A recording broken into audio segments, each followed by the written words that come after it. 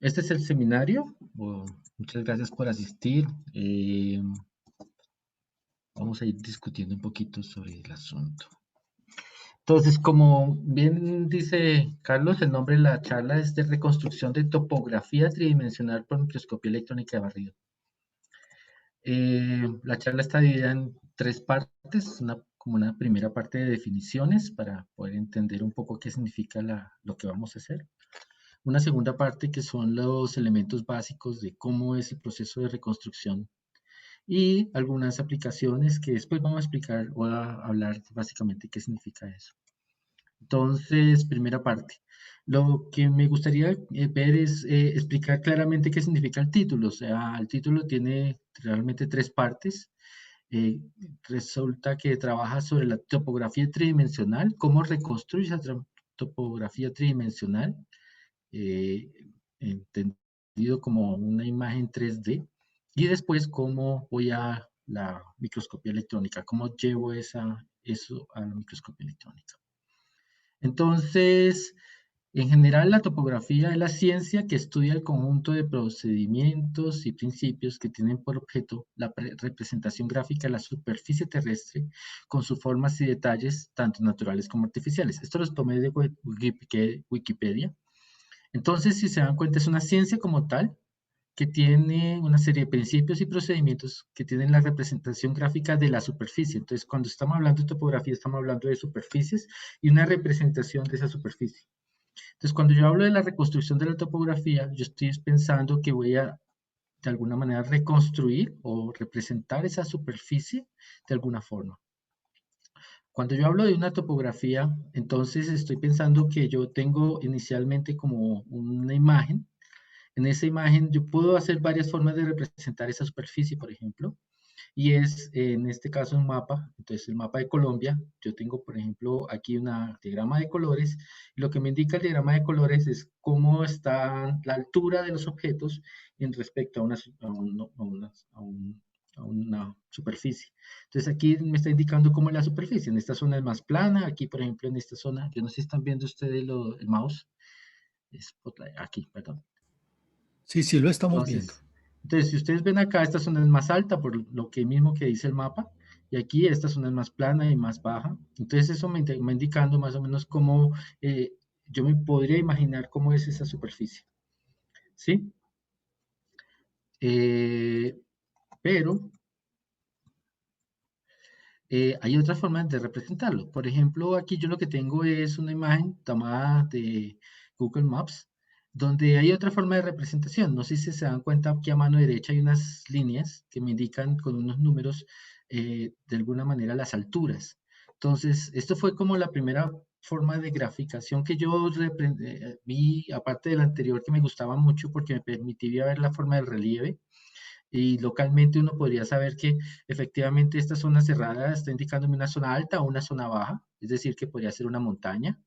Y yo podría, esto es la zona de Bogotá, aquí está Bogotá, aquí en la parte inferior está la Universidad Nacional, y aquí están los cerros. Entonces uno puede saber efectivamente que aquí hay una zona alta y que hay cerros que tienen cierta altura. O sea, por ejemplo, aquí tiene 2.800 metros, Bogotá está a 2.600 algo. Entonces, hay cerros que tienen más de 3.050, 3.200 metros de altura. También algo importante es que la representación me ayuda a mirar cómo va creciendo la topografía, en este caso, cómo va aumentando la altura de las montañas. Entonces, por ejemplo, esta es una zona muy escarpada, quiere decir que tiene una inclinación muy alta, y esto es mucho más plano, o sea, que hay zonas más planas. Entonces, este tipo de representaciones son interesantes porque a uno le permiten pensar cómo podría ser ese, esa topografía, esa representación de esa superficie. El asunto es que eso tiene que uno imaginárselo, o sea, uno tiene que pensar, bueno, esto tiene una altura, aquí hay un cerro, aquí hay una serie de características. Algo que en mi mente cuando yo era niño ocurrió fue que vi un mapa como este, publicado por un periódico en Colombia, y me encantaba en el sentido de que yo podía pensar que uno podría imaginarse la forma de la superficie ya de una forma más gráfica, ¿sí? Entonces, el hecho de que yo pueda pensar que hay sombras y que las alturas y que cómo se está representando eso, es una forma muy interesante de ver la topografía. O sea, pasar de este tipo de mapas del que tenemos en la izquierda al mapa de la derecha ya fue un salto. El problema es que de todas maneras sigue siendo un plano, es decir, yo no puedo tener una imagen de cómo es eso, esa topografía tridimensional. Es decir, si eso es realmente yo lo puedo ver como algo 3D. Entonces ahí viene la palabra reconstrucción. O sea, hasta el momento hemos hablado de topografía y topografía tridimensional. Vamos a hablar ahora de la palabra reconstrucción. Y cuando yo en alguna parte de mi juventud empecé a ver cosas como en mapas de Google Maps. Entonces uno, pues visto desde arriba, un mapa de Google Maps es esto que tenemos acá.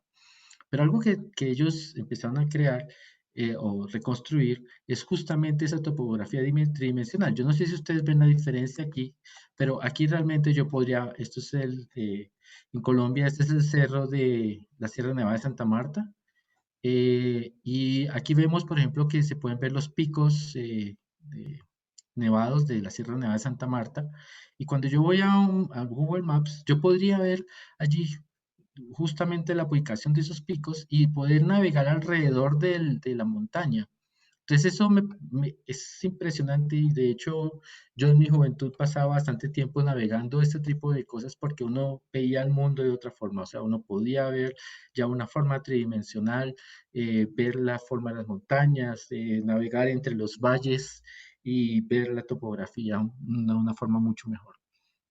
Eso tiene algo interesante y es que efectivamente uno pasa de una visión 2D a una visión 3D, donde uno puede visualizar alguna otra serie de objetos adicionales.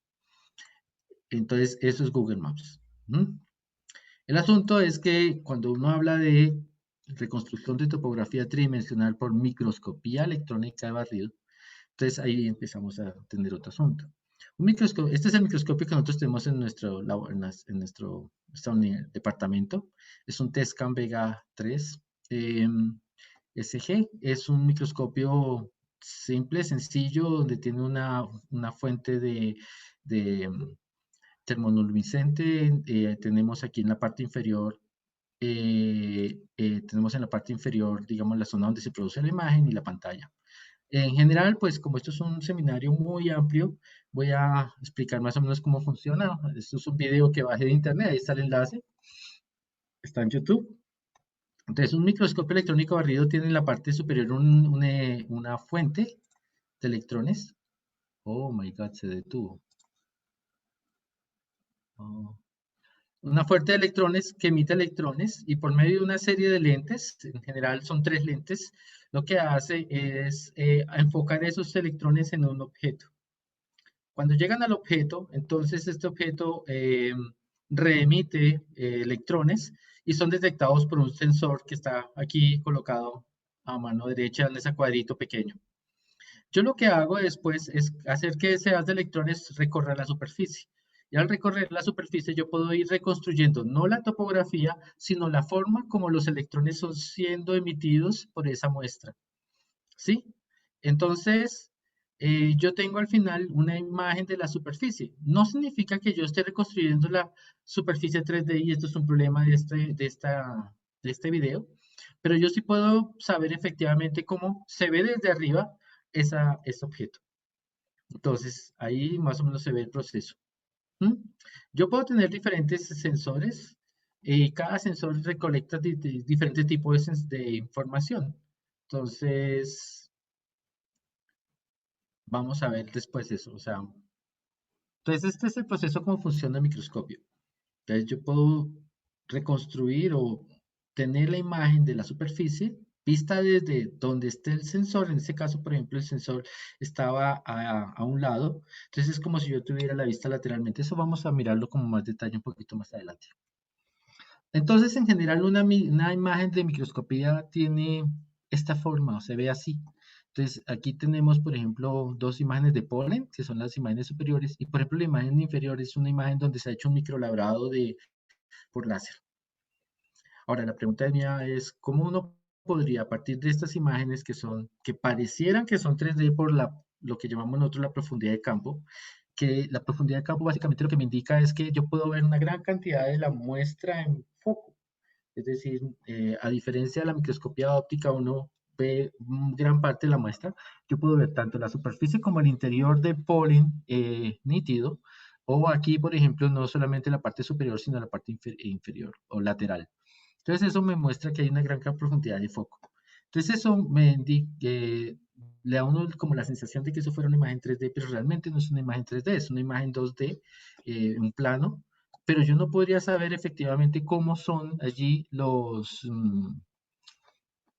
cómo es, en este caso, la topografía.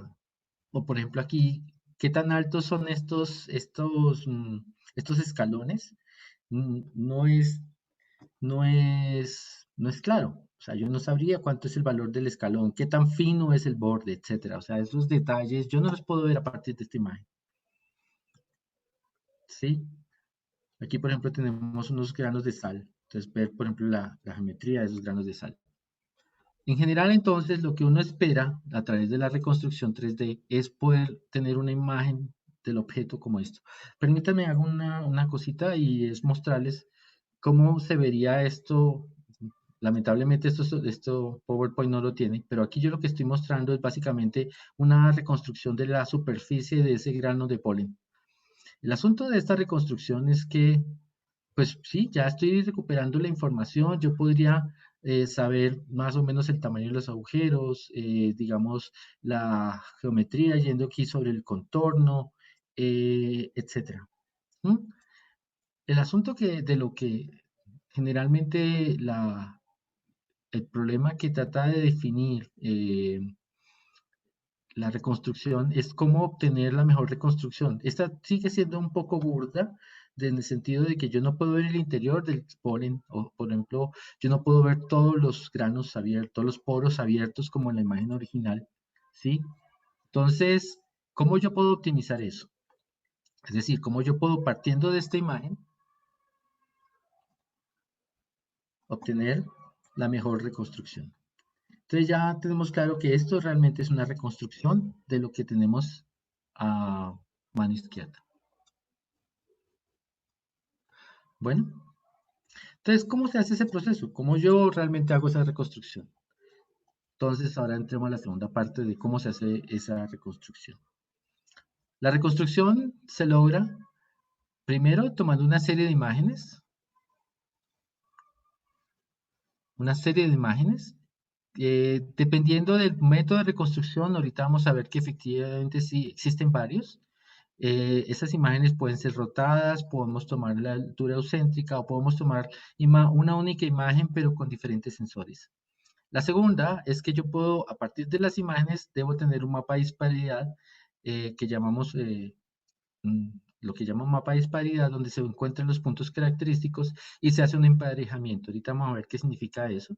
Y un tercero, entonces a partir de esta información, yo debo ser capaz de hacer lo que llamamos el mapa de densidad, que es un mapa de puntos de cada uno de estos elementos que yo llamé los mapas de disparidad, un mapa de puntos ya ubicados espacialmente.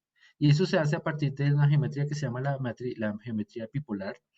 Y a partir de aplicar este procedimiento, determinamos las coordenadas 3 de cada punto. Y después simplemente es un proceso ya de generar retículas que me permitan reconstruir la superficie. Entonces, vamos a ir parte por parte. Vamos a mirar esta adquisición de imágenes, la rotación y la altura excéntrica. Entonces, estas imágenes que yo tengo son tomadas de una base de datos que se tiene pública, donde pues hay gente que ha tomado imágenes y sirven como para probar diferentes métodos de reconstrucción. Entonces yo lo que hice en la parte inferior es superponer las 4 imágenes y ver que efectivamente que sí hay una rotación, a pesar de que en las imágenes individuales no se note fácilmente, pero entonces hay un problema y es que las imágenes brincan.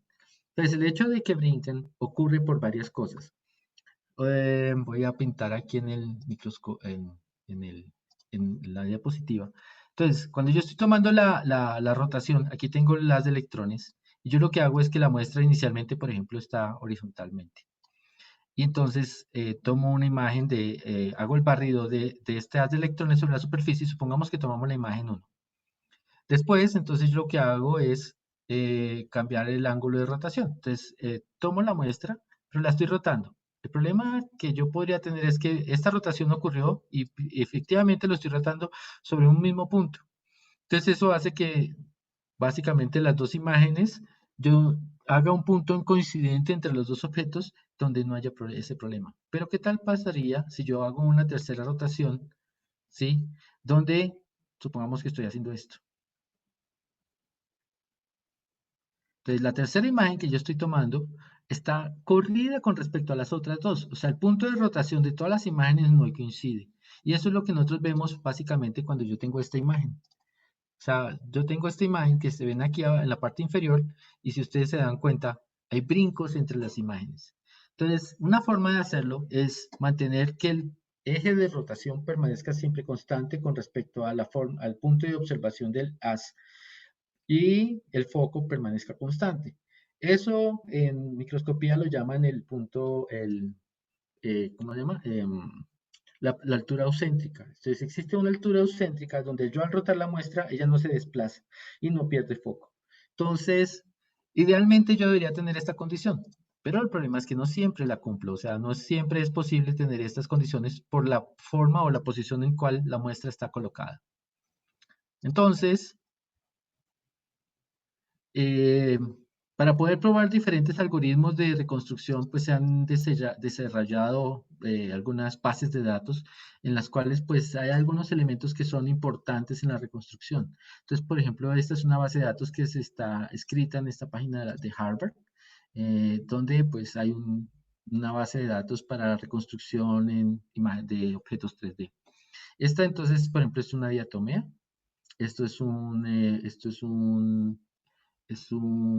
Ay, Dios mío,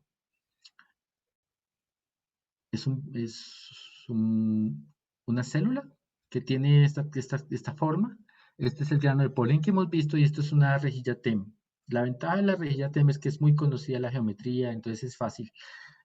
Pero entonces cada una representa, digamos, ciertas desafíos a la reconstrucción y ahorita vamos a ver por qué. ¿Qué significa eso? Por ejemplo, aquí tenemos objetos redondos circulares, aquí tenemos un objeto facetado con eh, zonas planas, planos.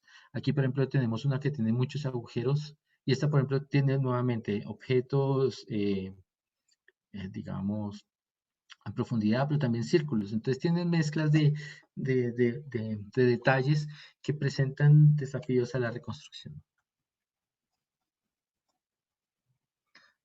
Algo que uno podría hacer, podría ser una primera aproximación, es tratar de tomar estos objetos y hacer lo que llamamos una alineación.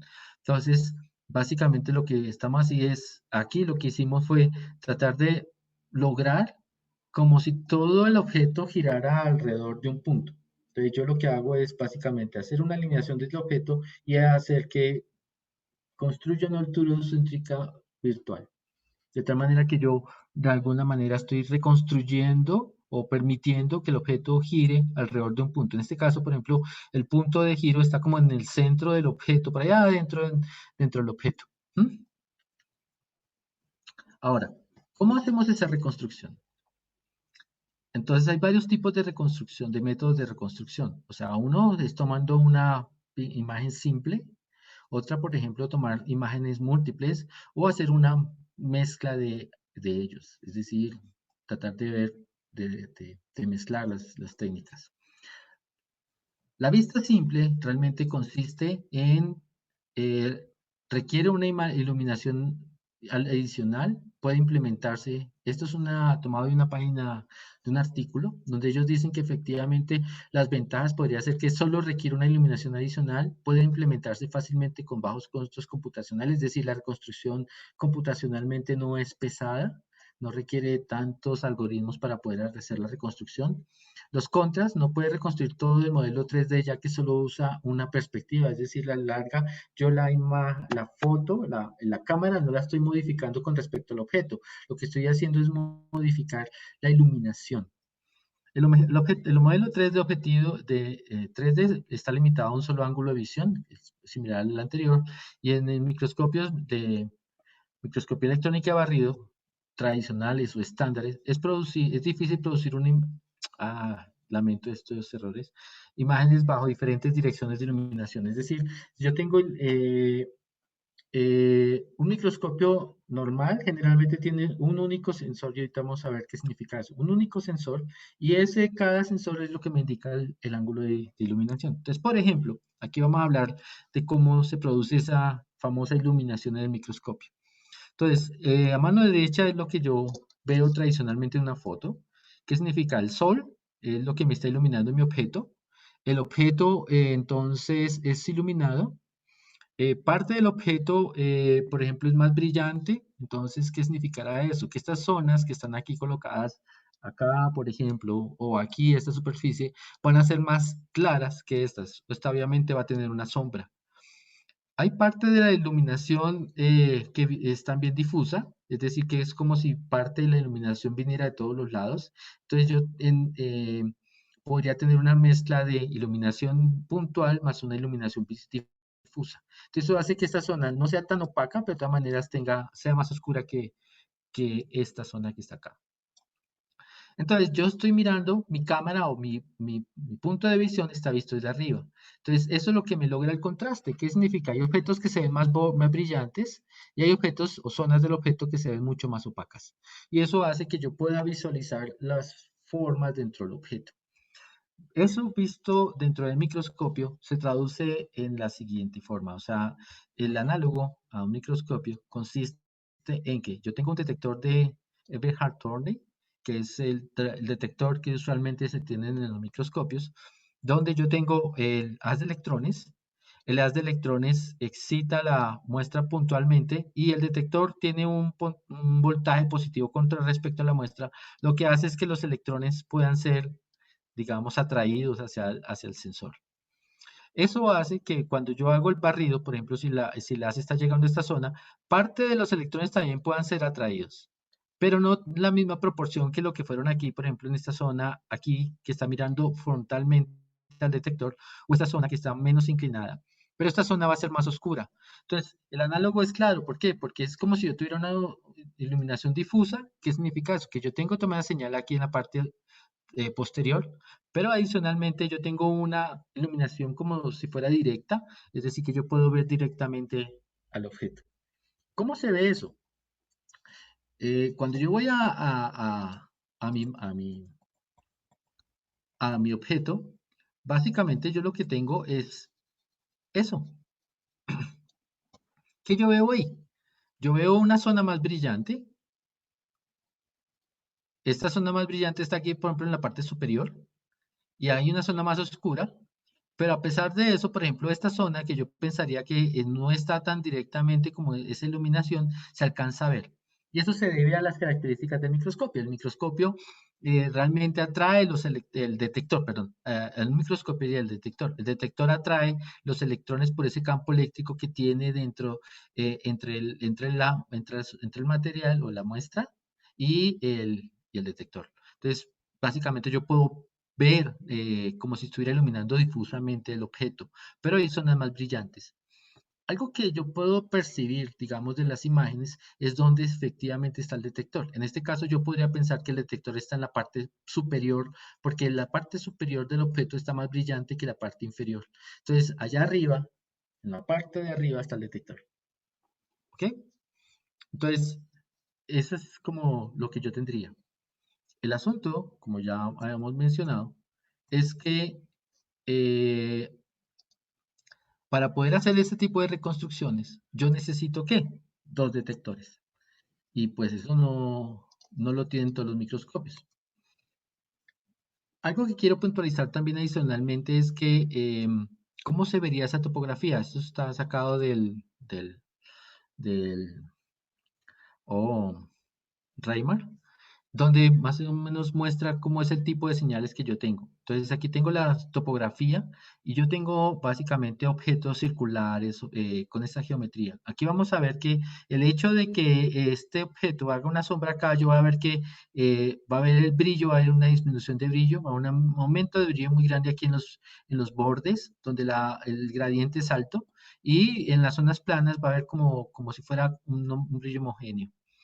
Ahora, el hecho de que el detector no esté colocado arriba, sino que esté colocado a un lado, hace que haya como un efecto de sombra. Entonces, ¿qué significa eso? Que hay zonas que son menos brillantes, como esto que se ve aquí abajo. O sea, esto que se ve aquí abajo, no sé si... espera, un momentico.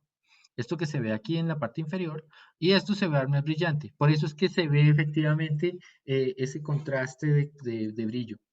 Adicionalmente hay varios problemas, y es que los de electrones no necesariamente provienen puntualmente de donde está impactando el detector. Entonces hace que haya una difusión de la información del contraste. Entonces básicamente un borde no se va a ver tan borde, sino va a ver como una forma así un poco donde hay una zona más oscura y más clara, pero es por el hecho de que haya una difusión de electrones dentro del material. Y lo mismo hace que tiene que ver con que el espesor y masa o el espesor y la densidad del material hace que no penetre tan profundamente los electrones y entonces no necesariamente los electrones van a tener, todos los objetos dentro del material van a tener el mismo contraste. Y eso pues es aplicado a los secundarios, pero adicionalmente, cuando yo tengo una muestra que tiene retrodispersados, adicionalmente a estos efectos se le superpone el hecho de que yo tenga un efecto con el número atómico del material. Entonces, el número atómico del material hace que efectivamente haya un contraste adicional. Este es solamente el topográfico, pero sacar solamente el topográfico del, de la información y restarlo de los otros es un poco complejo, no sé si lo están viendo. Entonces, uno podría aprovechar varias cosas que existen en los microscopios. Hay muchos microscopios que tienen detectores, como por ejemplo el detector de retrodispersados, que lo llamamos un detector de zona. Hay detectores zonales que tienen diferentes secciones y entonces uno podría aprovechar esas secciones y tomar imágenes como la que se muestra aquí en la parte inferior, donde uno ve que efectivamente hay un cambio de contraste por el hecho de que el detector está en diferentes posiciones. Entonces aquí, por ejemplo, tengo 4 detectores. Sí, 4 detectores tomando 4 imágenes diferentes. Y a partir de allí yo podría hacer una reconstrucción. Este, por ejemplo, es una imagen de este tipo de detectores.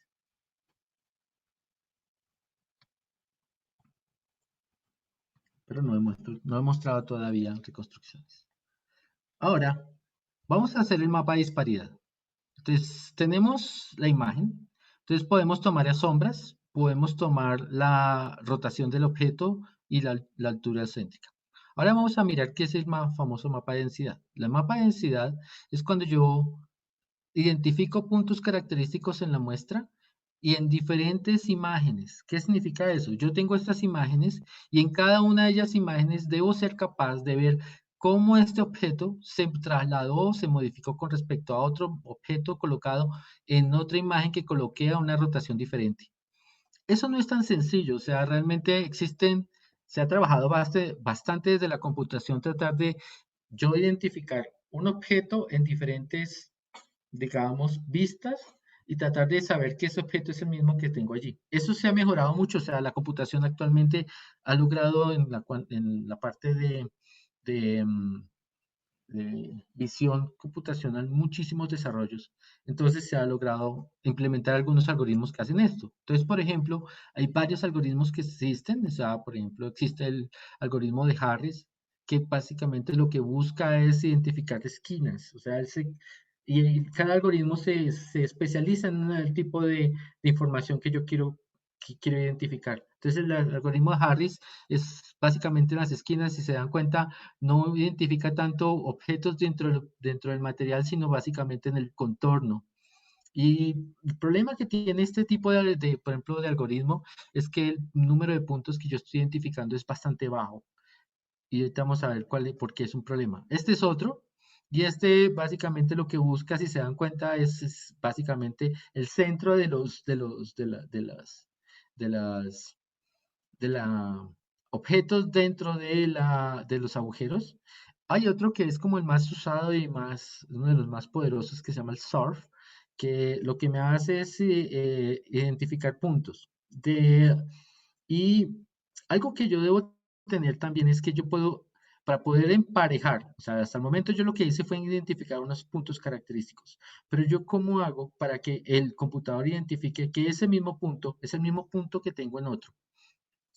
Entonces ellos lo que definen es una serie de, ¿cómo es la palabra? De marcadores, sí, de marcadores me dicen este objeto. Entonces este objeto tiene 5 vecinos, los vecinos tienen tales características, el color, cambio de contraste entre este objeto y el fondo es de tales características. Entonces yo puedo reconocer este objeto y ver que efectivamente sí es el mismo objeto dentro de otra imagen, y corresponde al mismo punto. Entonces, yo tengo esto. Entonces, ya he identificado los puntos característicos. Ahora lo que yo debo hacer es básicamente un matching, o sea, un emparejamiento. ¿Qué debo hacer? Coger estos métodos, el Harris, y decirle, bueno, entonces, identifíqueme también Harris en el otro. Él, a partir de los vecinos y de las propiedades que él identificó de esa, conjunto con esas propiedades, entonces él dice, ah, bueno, si este punto tiene las mismas propiedades que este otro, entonces yo puedo decir que ese punto corresponde al mismo objeto dentro de las dos imágenes. Y pues si uno se da cuenta, si uno lo mira con cuidado, uno podría decir que efectivamente sí. O sea, por ejemplo, este me está diciendo, estas imágenes están rotadas, y él me pues, está indicando que, por ejemplo, esta línea que estoy aquí colocando en la parte inferior, esta que está acá, corresponde al mismo punto aquí. Entonces lo está haciendo bastante bien. Este punto corresponde a este punto a este punto corresponde a este, y este punto debería corresponder a este aquí. Ahora, como estoy haciendo ese emparejamiento, las líneas se superponen. ¿Qué uno debería esperar? Uno debería esperar es que entre mayor cantidad de puntos se identifique, mejor la reconstrucción. ¿Por qué? Porque eso es lo que me va a ayudar a armar esa densidad de puntos, que después yo lo que hago es colocarle una grilla y reconstruir la superficie. Entonces, en este caso, por ejemplo, Harris no es tan bueno, pero si yo, por ejemplo, combino información de Harris con Surf, o de Harris con Surf con el que habíamos visto antes, yo puedo tener una mayor densidad de puntos. Surf es bueno porque de todas maneras yo tengo 1270 puntos entre los dos objetos. Pero si ustedes piensan en una imagen, ¿cuántos puntos tiene? En general, una imagen tiene, supongamos que esta es una imagen de un K, o sea, son 1000 por 1000. O sea, 1.000.000 de puntos. O sea, 1.200 sobre 1.000.000 de puntos es prácticamente nada. Entonces, ahí es donde uno se da cuenta por qué la reconstrucción que les mostré antes no es tan buena. Es decir, por qué yo tengo un tipo de reconstrucción como las que les mostré antes. Entonces, por eso es que cuando uno construye ese mapa de densidad no es tan bueno. O sea, le faltan puntos, es decir, la superficie no sale tan bien. Entonces, otro de los problemas que están tratando de desarrollarse es ver cómo yo densifico esta cantidad de puntos, cómo yo construyo más puntos a partir de los puntos que identifiqué. Entonces, hay algoritmos que tratan de reconstruir puntos a partir de estos mapas que se están haciendo. Entonces, ahora hablamos del paso 3. Entonces, vamos a hablar del mapa de densidad. Entonces, el mapa de densidad, pues lo que yo hago es simplemente aplicar una geometría bipolar, donde lo que yo busco a partir de esta geometría es determinar las coordenadas 3D de cada punto. Hay un problema adicional, y es que yo debo conocer las características de la cámara. Entonces voy a mirar qué significan esas coordenadas bipolares. Yo aquí tengo, supongamos que yo tengo 3 imágenes rotadas una con respecto a la otra. Entonces voy a mostrárselas aquí con colores. Esta, por ejemplo, es la línea que me corresponde a una imagen. Entonces, este es el objeto 1. Entonces, este es el objeto 1 que está acá. Este objeto 1 tiene esta geometría. Y yo lo roté con respecto al objeto 2 y el objeto 3, que sería este el objeto 1, este es el objeto 2 y este es el objeto 3. Entonces, está siendo rotado y el punto de rotación es este. Y yo estoy viendo con una cámara que está colocada aquí en la parte superior, es decir, esta es mi cámara que está viendo cómo esos objetos se mueven a medida que yo voy rotando. ¿Cómo yo identifico si ese objeto está a cierta altura? Es decir, yo debo identificar esta altura Z para el objeto no rotado. Es decir, en este caso, el objeto no rotado es este que está aquí, que yo les pinté aquí inicialmente, o sea, este que está aquí, oscurito. Entonces, yo debo identificar esta altura para cada uno de esos puntos. Eso suena sencillo, por ejemplo, si yo tengo que el punto de rotación es único, entonces simplemente es un problema geométrico. Pero hay un problema. eh, La cámara, la forma como mi cámara observa el objeto también influye. Y eso lo llama la calibración de cámara. ¿Por qué? Porque dependiendo del tipo de lente, entonces yo podría tener un punto de visión donde yo estoy observando como si tuviera no sé ustedes, si ustedes ven, no sé, algo de óptica. Ah, pues hagámoslo aquí. Yo tengo un lente. Yo suelo tener lentes aquí en mi. Este es un lente. El punto de vista que ustedes están usando es básicamente el lente de la cámara, que es muy pequeño, y están tratando de visualizar mi cara. Y yo estoy tratando de rotar el objeto y a partir de la rotación del objeto, ustedes tratan de identificar la posición en Z. Pero la cámara influye porque no es lo mismo que la cámara tenga un lente de esta forma o que el lente, por ejemplo, sea un lente mucho más lejano, porque eso distorsiona o modifica las posiciones. No solamente eso, si el lente, por ejemplo, modifica o distorsiona la imagen, las posiciones se cambian. Entonces, por ejemplo, este lente, los contornos son modificados porque es un lente muy poderoso. Algo interesante con la microscopía electrónica es que el hecho de que yo esté haciendo un barrido y que el barrido lo haga con electrones paralelos, no con los electrones de esta forma, mi lente es como si yo estuviera con un lente paralelo, es decir, todos los puntos estoy viéndolos no desde un punto acá, sino como si fueran líneas paralelas. Entonces, eso simplifica un poquito. El asunto es que pues uno a veces no es tan cuidadoso y uno hace que las imágenes brinquen unas con respecto a otras. Otro asunto y es que la rotación, por ejemplo, en esta imagen, como si se van a dar cuenta, no corresponde a un punto del objeto, sino algo como estuviera aquí. O sea, mi punto de rotación realmente está colocado abajo. Entonces eso hace que mi imagen, la reconstrucción no sea tan straightforward, como llamarían en inglés. O sea, no sería tan directa. La geometría bipolar, pues básicamente entonces, como ya le mencioné, lo que hace es tratar de considerar el hecho de que yo tengo una cámara y que esa cámara está moviéndose con respecto al objeto, que es lo mismo que si yo rotara el objeto con respecto a la cámara y ver cómo las vistas, cada una de las vistas, se obtiene por el hecho de que yo estoy rotando esa, esa imagen o ese objeto o la cámara o el objeto. Entonces yo puedo tomar simplemente reconstrucciones rotando la cámara o rotando el objeto. No voy a hacer detalles en las coordenadas epipolares, pero básicamente lo que uno tiene ahí es una forma de reconstrucción básicamente con eso. Si uno mete esas coordenadas epipolares, pues uno tiene una matriz de densidad como la que tiene aquí. Entonces, yo lo que hice fue realmente obtener un mapa de densidad después de sacar la, la coincidencia de puntos a cada punto, entonces aplicarle una transformación de epipolar y a partir de la transformación epipolar identificar la coordenada z de cada punto. Entonces aquí yo tengo un mapa de densidad. Yo lo puedo ver, en un momento se los muestro.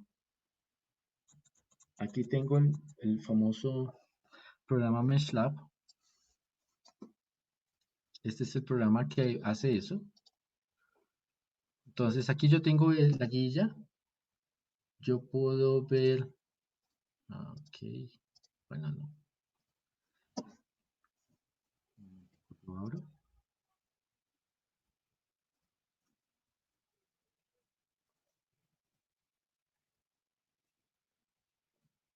Bueno, esta es la reconstrucción ya.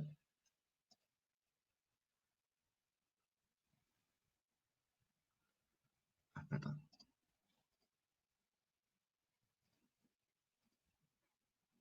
Y aquí tiene uno el mapa de densidad. No sé si alcanzan a ver los colores. ¿Sí se alcanza a ver Sí, bien? sí, sí, sí lo estamos viendo. Entonces uno tiene aquí el mapa de densidad. Entonces ese es el mapa de puntos en las coordenadas 3D, ¿sí? Entonces aquí yo a partir de aquí, si yo reúno puntos vecinos y yo dibujo planos entre esos puntos vecinos, o sea, construyo una grilla, puedo llegar yo a tener la imagen que les mostré anteriormente. Ah. Entonces, a partir de esto, de este mapa de densidad, yo puedo llegar a construir esto. Y eso es lo que se hace cuando uno está haciendo ya la reconstrucción. Esto que tengo a mano derecha, la reconstrucción. El asunto es que yo debo tener una densidad de puntos mucho más altas, mucho mayor. Entonces, existen algoritmos para hacer eso. Eh, para aquella persona que le interese realmente trabajar o seguir observando, hay una gran cantidad de material de consulta disponible en Internet. Es decir, por ejemplo, yo puedo tener, esta es básicamente la página de Wikipedia, donde dan elementos básicos de eso, ¿sí? O por ejemplo, yo puedo tener algunas tesis, yo tengo todos estos elementos disponibles.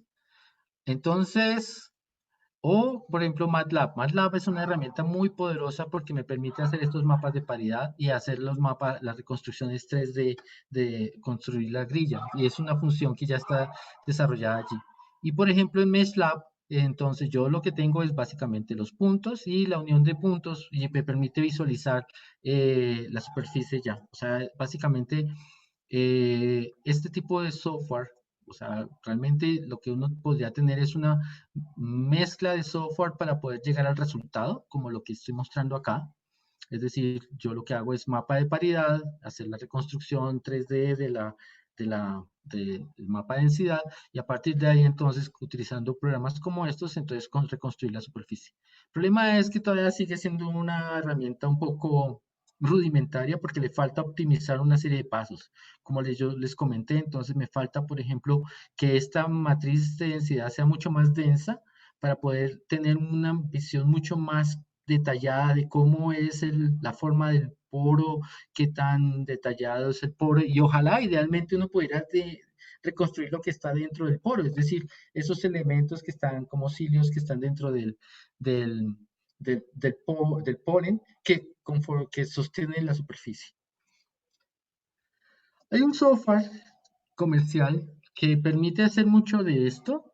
Eso lo llaman Mountain View, o sea, como dice, como bien dijo Carlos Mario al comienzo de la charla, existe gente que está metiendo un bastante dinero para poder desarrollar aplicaciones o softwares comerciales.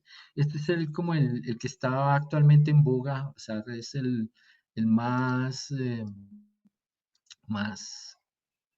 el más desarrollado y como más común se llama Mountain View, es una empresa francesa y lo que permite aquí es hacer este tipo de procesos que a veces uno le toca más tiempo, o sea, por ejemplo, tomar colores, colorizar imágenes, entonces simplemente lo que hacen es, o sea, con un clic uno llega y le pone colores, puede hacer reconstrucción a partir de dos imágenes, es decir, no solamente tomando dos, la desventaja de tomar solo dos es porque el ángulo de visión no cambia mucho. Es decir, si yo quiero reconstruir un objeto, por ejemplo esto, el hecho de que yo lo vearía a un ángulo así muy pequeño no me permite saber cómo es, digamos, lateralmente o posteriormente. Entonces, el hecho de que yo tenga solamente dos puntos de visión hace que la reconstrucción no sea tan perfecta. Uno puede hacer reconstrucción a partir de cuatro imágenes y es como lo que ya dijimos que podíamos utilizar tener si yo hago la reconstrucción a partir de los cuatro sectores del detector de retrodispersados, o por ejemplo de una imagen simple, tomando sombras, como si yo tuviera dos detectores. Adicionalmente, pues utilizando algoritmos puede utilizar, por ejemplo, análisis de partícula, que pues utilizando software se puede hacer bastante bien, corrección de imágenes, unir imágenes de tal manera que formen un continuo, o sea, tomar imágenes pequeñas y formar una imagen de alta resolución o hacer cosas de correlación. El asunto es que pues este software, como bien lo dice, es comercial, buscan ganar dinero y pues tienen sus costos. Hay gente que ha desarrollado aplicaciones open, realmente que permiten hacer reconstrucciones. Este, por ejemplo, fue uno que encontré que se llama Pollen 3D. Tiene una serie de algoritmos bastante interesantes porque realmente lo que hace es tratar de densificar mucho más la matriz y si se dan cuenta la reconstrucción es mucho, mucho, mucho mejor que lo que vimos con Mountain View. El asunto que ocurre con este software es que no es tan fácil de, de, de instalar. O sea, aquí está en todo el proceso, es código abierto. Uno aquí tiene básicamente, esta es la aplicación como ya se vería, es en C++. Entonces él hace a partir de una serie de procedimientos, toma dos imágenes, o bueno, la serie de imágenes, hace el matching, como dijimos otro, hace el matriz de densidad y a partir de allí entonces,